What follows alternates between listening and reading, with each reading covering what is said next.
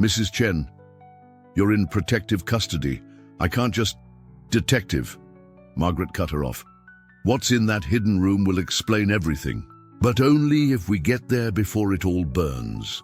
Something in Margaret's voice must have convinced her, because 20 minutes later, they were racing through Manhattan streets in an unmarked police car, sirens wailing.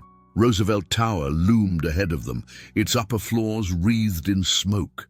As they pulled up to the police barrier, Margaret saw a familiar figure being led away in handcuffs. Beatrice Roosevelt, her perfectly coiffed hair now disheveled, mascara running down her cheeks. "My daughter!" she was screaming. "You have to find my daughter!" Margaret's heart clenched. She hadn't meant for Caroline to get caught in the crossfire. The girl had only been trying to right a historical wrong, to bring justice to a family that had been destroyed by her own family's greed. But as they watched, another figure emerged from the tower's marble entrance.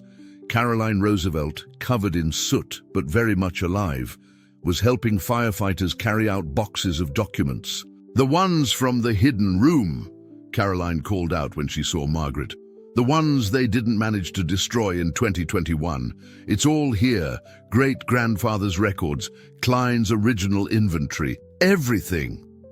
Thomas Roosevelt II appeared then, not in handcuffs, but surrounded by FBI agents. His face was a mask of fury as he saw Margaret. "You," he snarled, "you destroyed everything." "No, Thomas," Margaret replied quietly. "You did that yourself, the day you chose to continue your father's sin rather than make it right." But there was more to come. As the firefighters brought out the last box from the hidden room, Caroline gave a sudden cry. "Mrs. Chen, look at this!" She was holding a photograph, protected by a heavy glass frame. It showed a group of people standing in front of a bank, the same Manhattan Savings Bank, where Klein's safety deposit box still waited. And there, in the center of the image, was a young Chinese girl standing next to David Klein.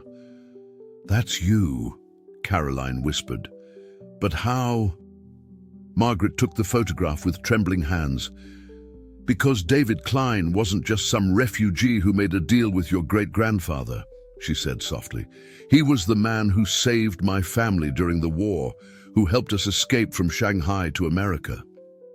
She looked up at Caroline, tears in her eyes. "That's why I took the job with your family.